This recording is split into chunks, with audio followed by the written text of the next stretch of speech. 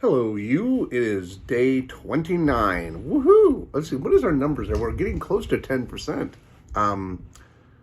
That would probably be somewhere in the area of about 7.9%. Let's see, I'm doing how my numbers look. Computer, what is 29 divided by 365? 29 divided by 365 is approximately 0.0795. Hey, about 7.95%. Almost 8%. Wow, that's pretty impressive. So tomorrow, the recording tomorrow will be the over 8% mark. So we're doing great. Okay, good. This goal has been pretty steady. This resolution, if I can do a bad impression of Picard. Oh, I have to mention something. So I've seen the trailer for Picard, the final season, which is supposed to be premiering, I think, February 16th, 2023. Could be wrong, but I think it's when that's premiering. And I don't know how many people know this. I think Patrick, Patrick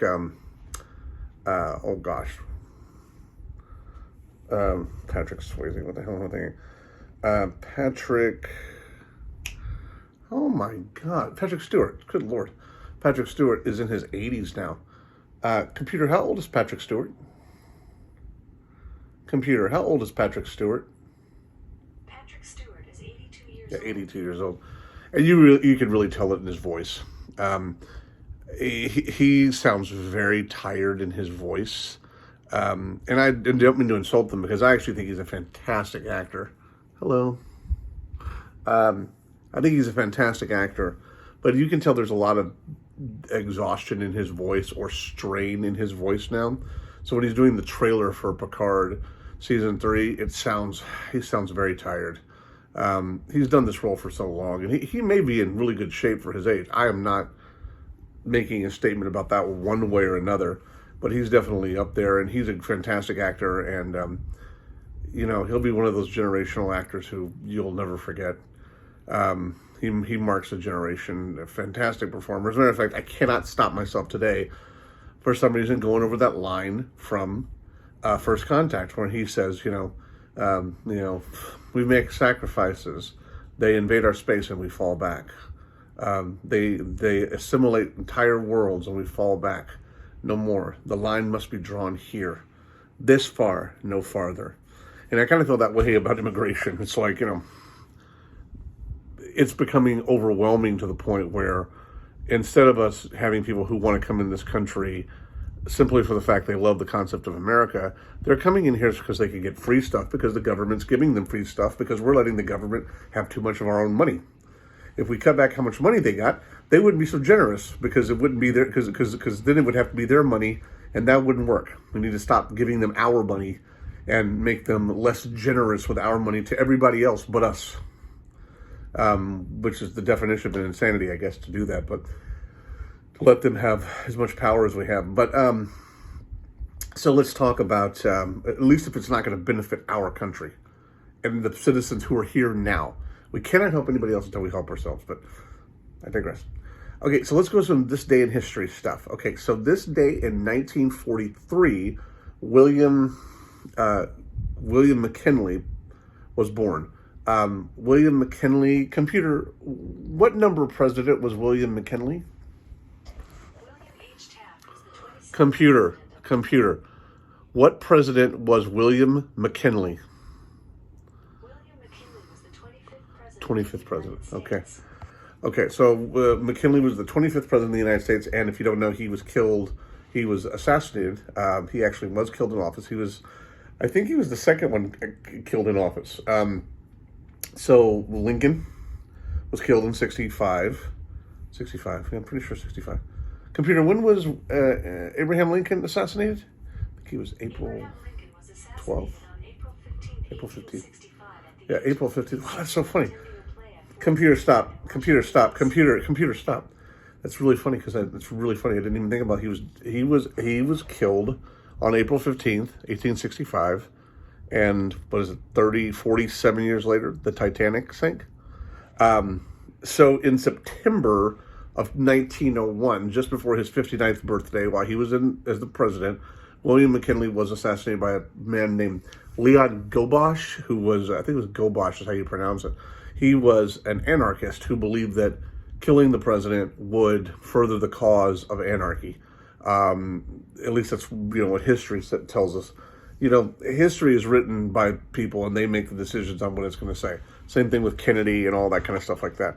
Why things are written, just like the whole thing with. Do we know for a fact that John Wilkes Booth jumped on the stage and screamed?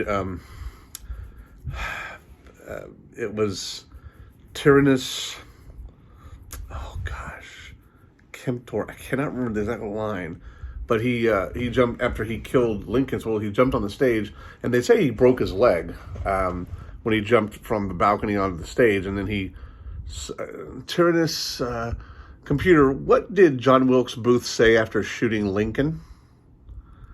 According to an Alexa Answers contributor, after shooting Lincoln, John Wilkes Booth is reported to have jumped from the box to the stage, raised his knife and shouted "Sic Semper Tyrannis," Latin for "thus ever to tyrants." Okay, Sic Semper Tyrannis, thus ever to tyrants. Okay, so he was obviously government anti-Lincoln. They say he did it in defense for the South because of kind of what he was. They portray it as though he was basically say he was in support of racism and slavery and all that. I don't know that he was. I don't know if he was a racist or a hateful person one way or another. I think he was someone who was against them basically changing the way the South had to work to the point where it affected their economy, and a lot of people did get hurt by the changes in in the way what Lincoln did with certain things in his presidency that affected the economy of the South, and that's one of the reasons they didn't like him. He still did great things. How much of it was him, and how much of it was pressure from political allies or whatever else, I don't know. I didn't live in 1865, so I'm not about to make a judgment about Lincoln or whatever else. But obviously, killing him was, not the smartest move in a number of ways. But we're talking about McKinley. McKinley was killed in September of 1901. And that was by Leon Gobosh, as I recall his name being said. So moving forward in history, in 1936, Babe Ruth and Ty Cobb were among the first players that were inducted into the Baseball Hall of Fame in Cooperstown, New York. Moving forward to 1954, January 29th, 1954, someone who is probably an icon in television history. Well, I wouldn't say probably, is an icon in television history.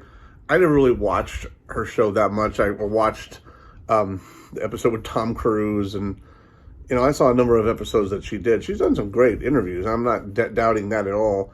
I'm just not as big of a follower of her work, nor am I a supporter of her politics. But that's neither here nor there. It doesn't matter if I support her politics. It's not my place to make that decision. I just don't care for her politics.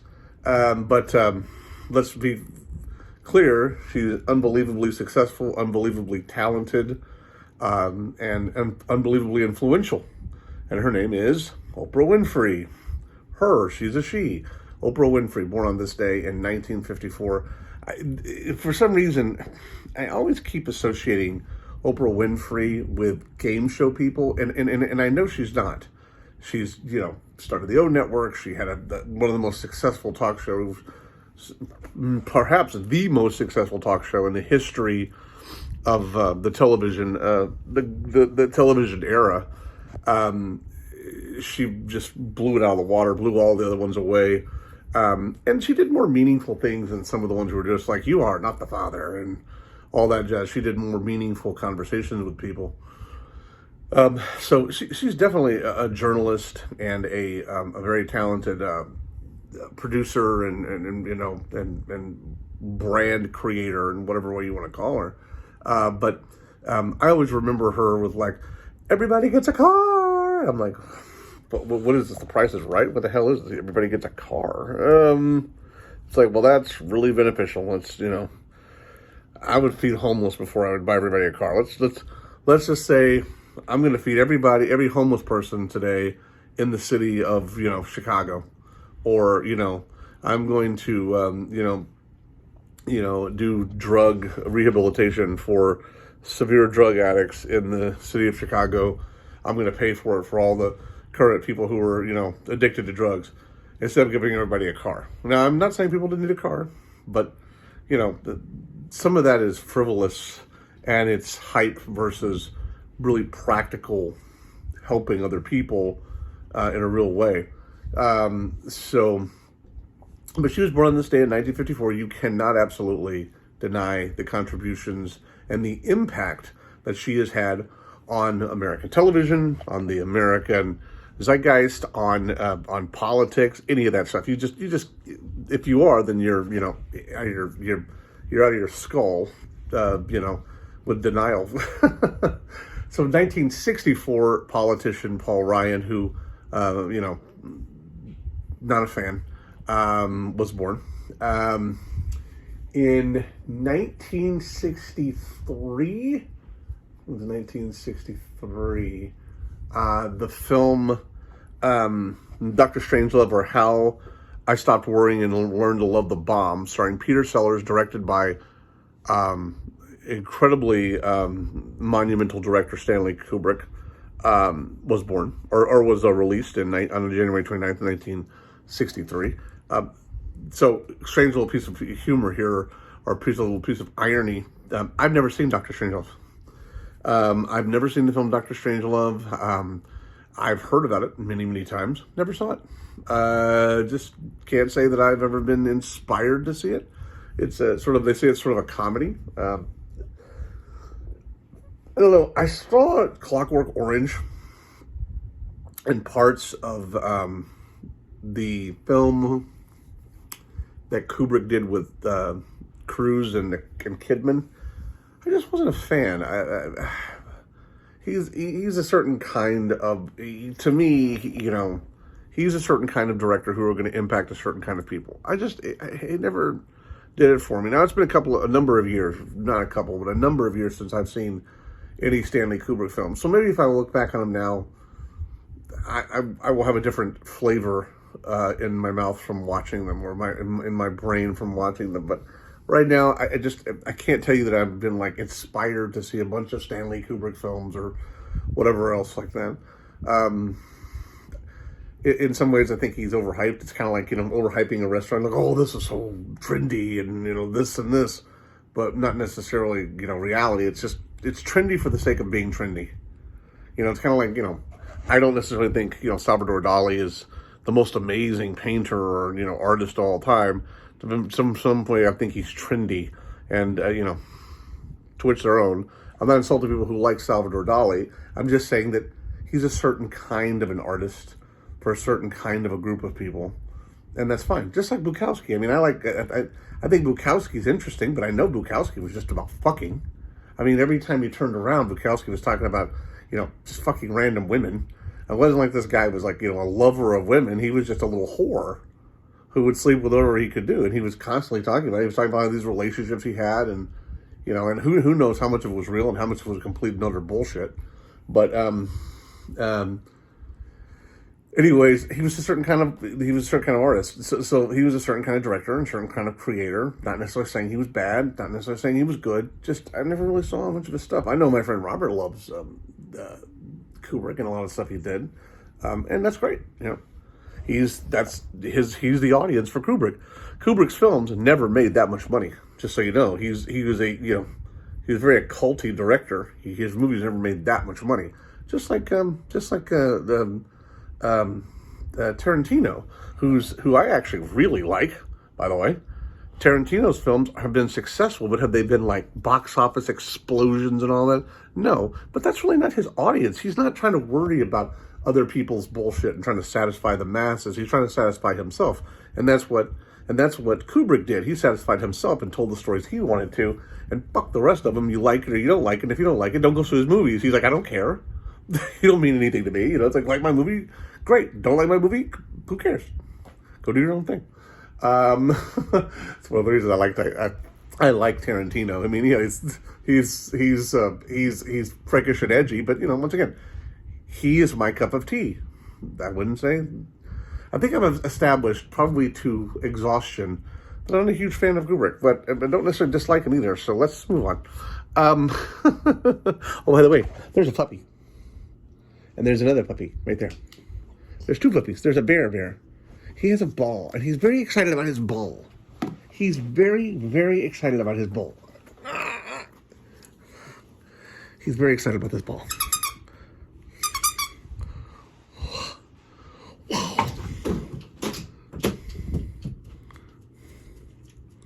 Cheech ball? You got his ball. I throw, by the way, horribly. If you ever, I was chatting about this today with my mother and my brother.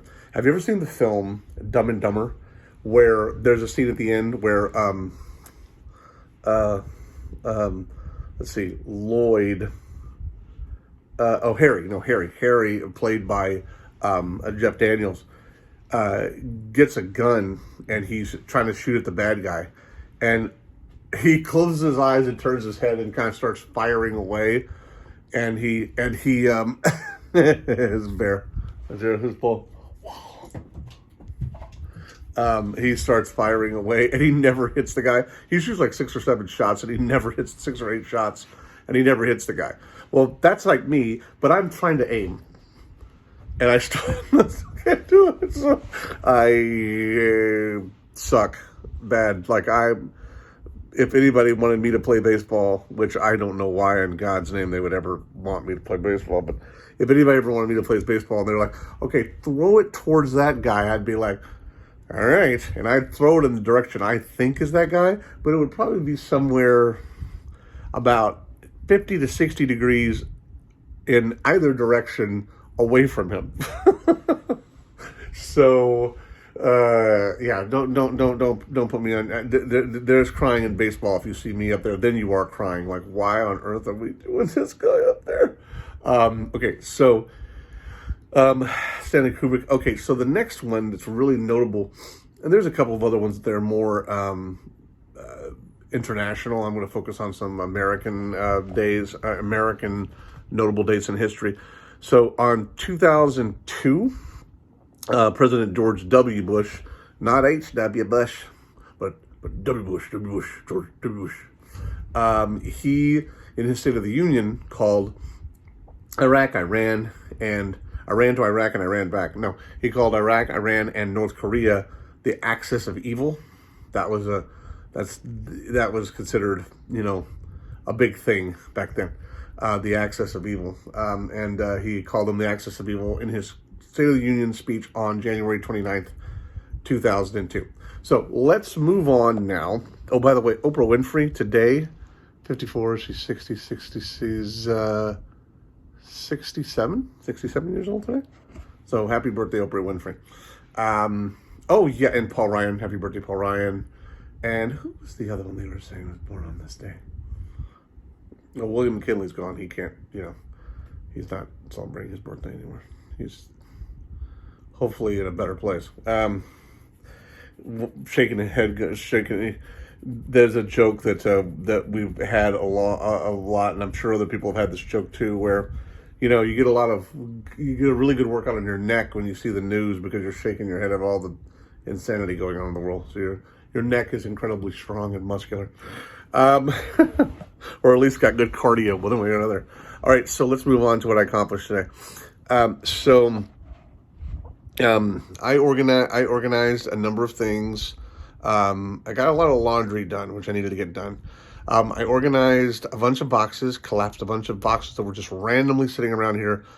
I put them in one section for now. I don't know if I call them organized. They're kind of contained in an area, but they're different sizes of boxes, so that if my roommate needs a box or if I need to use a box to pack for stuff that we're going to eventually unpack, then we can do it. Now, of course, like I said, I'm trying to go to totes, because boxes gather dust, and you're already going to rant about boxes and dust, but so I worked on that, and then did laundry, did the boxes, did the puppies for a little bit longer of a walk today. Not nothing extreme, but we went around the square a few times here, in this area.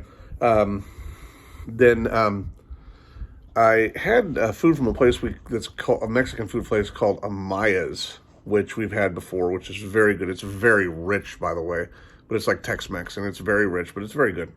I had some of that today, which is great. I very, very rarely have it now, and so it was good to have that. Let's see, what else did I get accomplished today? Oh, I got some returns done for some of these items I got from Amazon for Christmas that we were, hoping to see that would work, but they just didn't work, and so returned a number of those, which is great. Getting those out of the way. So that was cool. Let's see, what else significant. I want to say that's about the gist of it. After we finish speaking here, I am going to go and do some stuff in this closet over here, which has a bunch of stuff in it. Try and move that aside and put some of these stackable drawers inside of that room to get them out of the way and to be able to use the space. And then kind of get more organized in the closet and then get some things in bins, which is really important. Oh, I did clean up some of this area over here. Can you see that there's not as much stuff? Some of those boxes are gone. There's still some stuff over there, but like this chair no longer has stuff on it. That's part of the stuff that I did returns for. I got the returns wrapped up. I still have some in the other room that I'm going to have to return over the next couple of days. Can you get the camera right? Instead of return those the next couple of days, I need to return them by the 31st so that I don't have to worry about them and I can get the refunds for them because I have one in there that's like $500. It's a tree that it didn't do everything it was supposed to do. Christmas tree. I love Christmas trees, by the way. Cold Christmas tree, oh Christmas tree. I'm special. SPESUAL. Okay, I think that's it. I hope you're having a great day. I hope you had a great day. I hope you have a blessed week because we're starting a new week here now. Stay safe. Be smart. Take good care. Smile a lot. Hug your family. Hug on the people who mean something to you. Cherish the moments you have with them. Cherish the moments you have to make the most of your day and your life. Excel in your own way as much as you can. Do what matters to you because remember, at the end of the day, we're only here for a finite period of time. Have a good time. Life is short, right? And learn from history or you're doomed to repeat it. Believe me, I am learning that every day. All right, God bless you. Take care of yourself. See you later. And we'll push the button to stop it now. If we could get the thing to stay stable. Can we do that? Yes, we can.